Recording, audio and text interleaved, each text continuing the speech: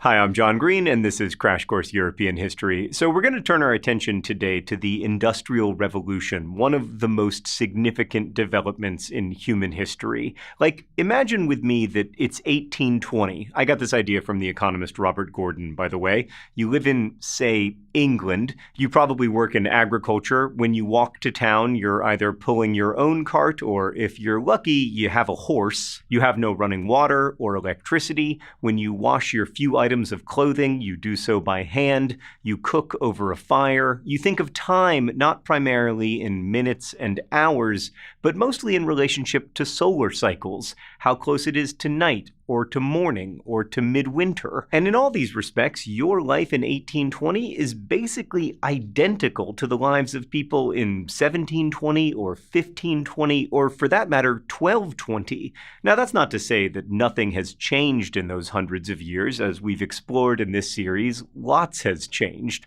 But as Gregory Clark observed, in terms of standard of living, Europeans in 1800 basically led lives similar to those of Neanderthals. Now imagine that you close your eyes in 1820 and wake up in 1920. By now, most people in England do not work in agriculture. They may work in shops or transportation or mining or workshops or in factories. They measure time in minutes. Cars exist. Some people have radios which transmit information through thin air. A few people even have refrigerators which dramatically decrease food spoilage and the risk of foodborne illness. Occasionally, you might even see an airplane flying in the sky. Oh, and also your country has just emerged from an astonishingly deadly war fought with highly lethal weapons like chlorine gas, weapons that people of 1820 could not possibly have imagined. Welcome to the Industrial Revolution.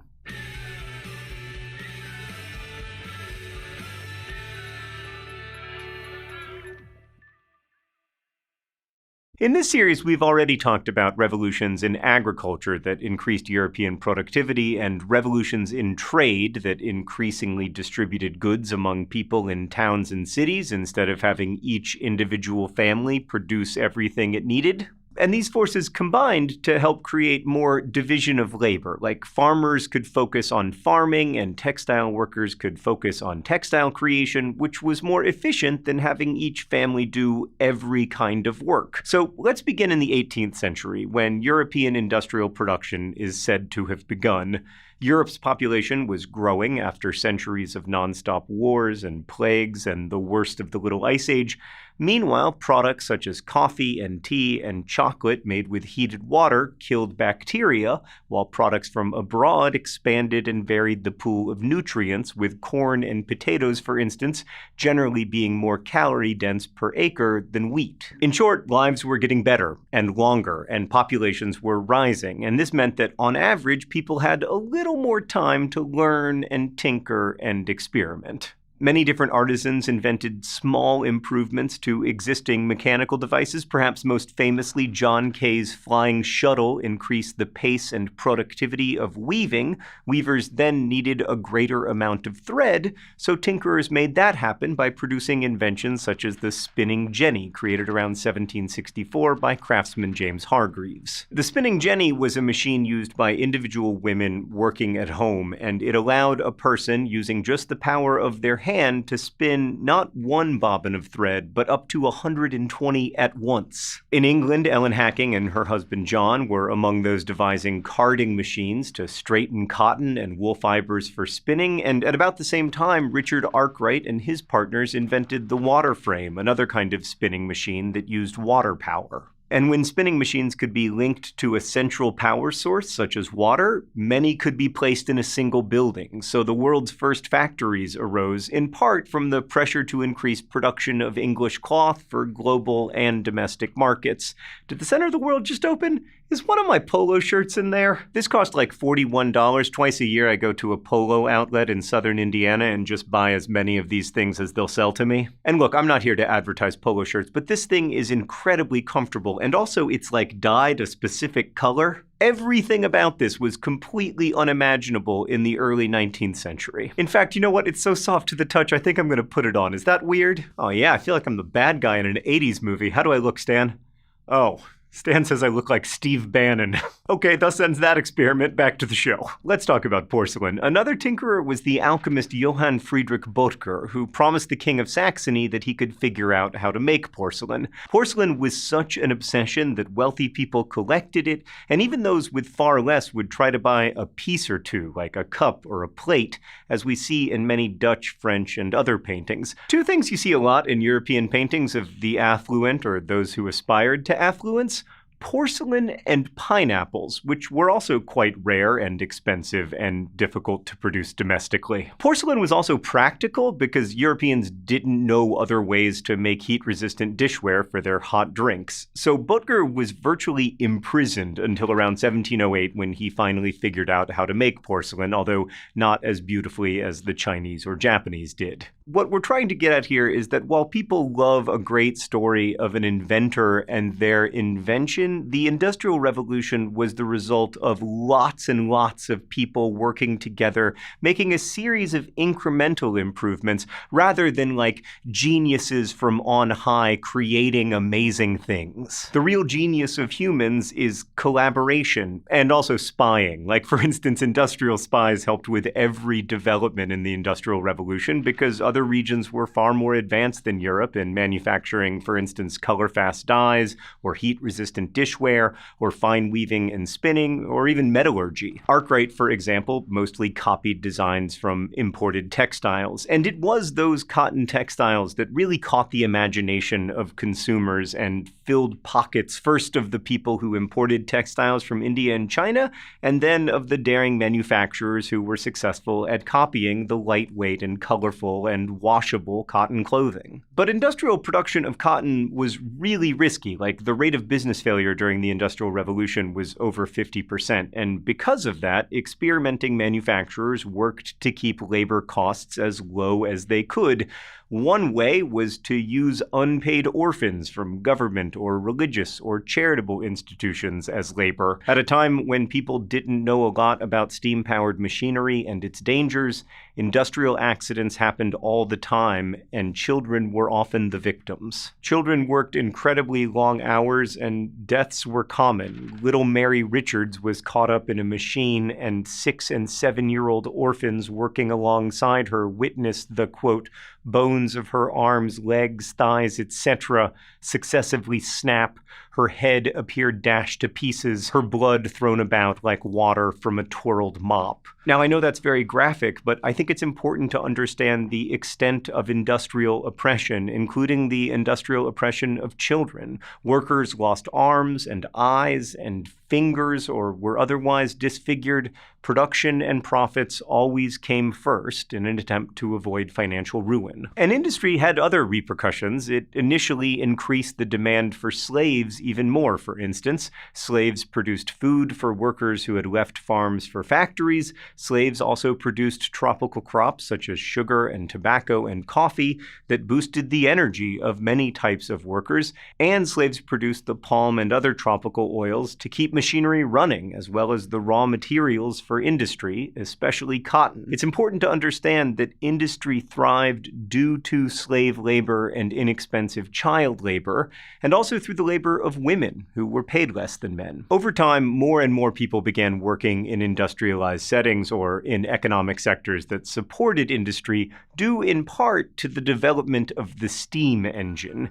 In 1776, English inventor James Watt launched a steam engine that improved earlier models. Now, as far back as Roman Egypt and then Ottoman Egypt and China, people had known about steam engines, but Watt's engine was much more efficient, which made it useful in replacing animal and water power, not just in mines, but also powering textile factories and then other machinery. For millennia, almost all human power came from our muscles. Then we harnessed some animal power and eventually some wind and water power. But steam power completely revolutionized how much work could be done on behalf of humans, and also, of course, changed transportation when it was attached to covered and uncovered wagons and ships to make trains and steamships, and eventually automobiles. And the train created, in turn, another kind of demand, because as urbanization soared around railway hubs, small and grand train stations were built, along with all the other buildings needed to house the railway's primary and secondary employees. By secondary employees, I mean it wasn't just like station masters and ticket sellers and conductors. There was also a need for shopkeepers and pharmacists and construction workers and teachers and doctors and drivers of coaches, not to mention sanitation workers, police, and urban administrators.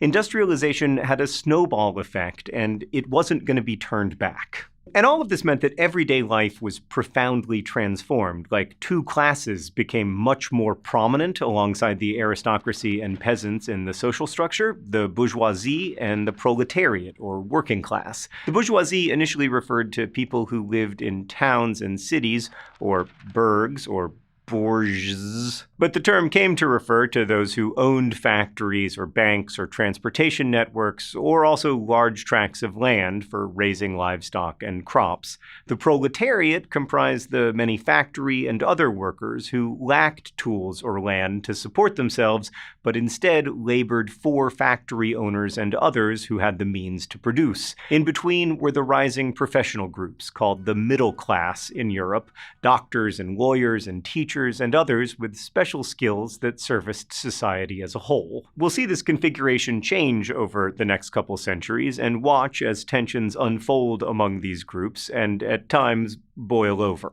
Women also experienced a transformation of everyday life. Like, in the preceding centuries, they had generally worked on farms or in workshops alongside their artisan husbands, or on their own as hat makers and seamstresses and weavers and spinners.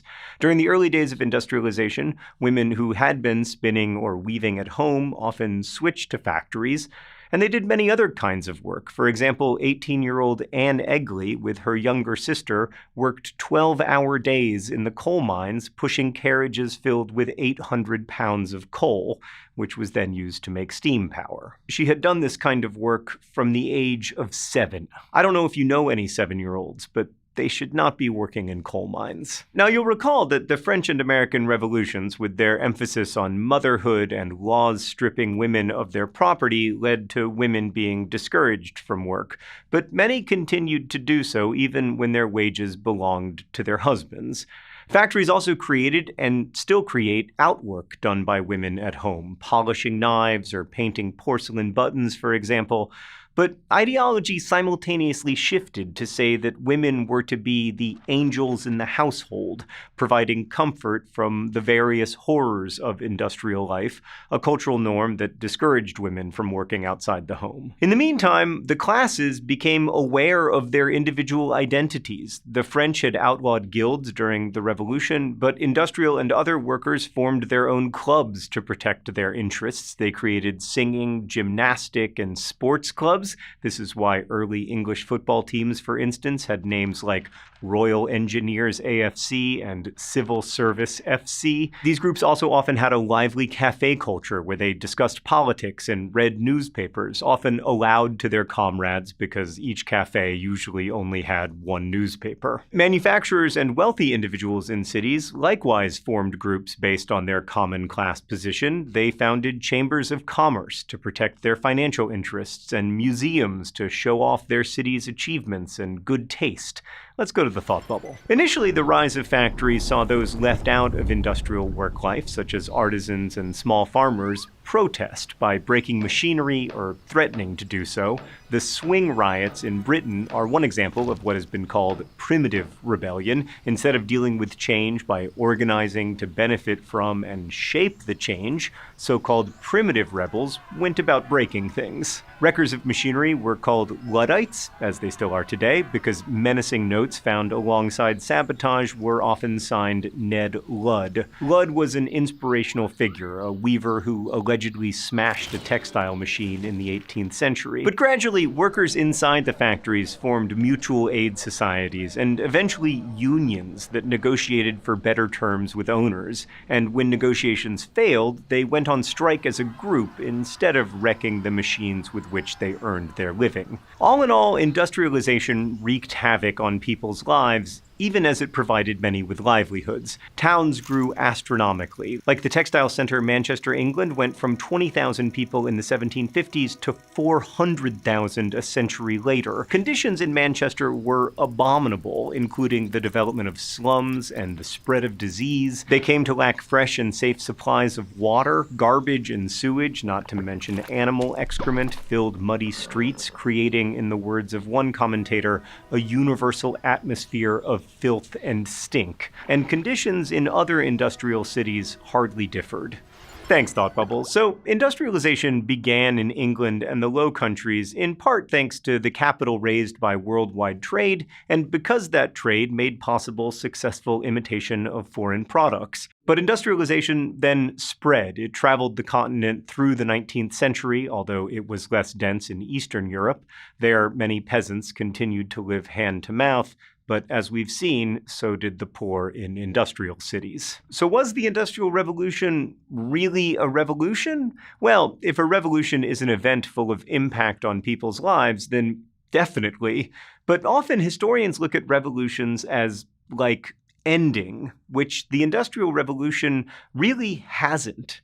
Unlike the comparatively brief English Revolution or American Revolution, many see the Industrial Revolution as continuing to make dramatic changes in our way of life today. Today, we expect technologies to change dramatically in our lifetimes. We expect to use different tools to communicate and work than our parents used. But that expectation is only a couple hundred years old. It makes you wonder, if you closed your eyes in 2020 and woke up in 2120, how weird is the world going to be? Oh, thinking about that is stressing me out. Next time, we'll look further at the cultural and political aspects of industrialization. I'll see you then. Thanks for watching. Crash Course is filmed here in the Jaden Smith Studios in Indianapolis. Thanks to Jaden Smith and indeed all of our patrons over at patreon.com/Crash Course. We've got Crash Courses on lots of topics. Please check out others. Thank you again for watching. And as they say in my hometown, don't forget to be awesome.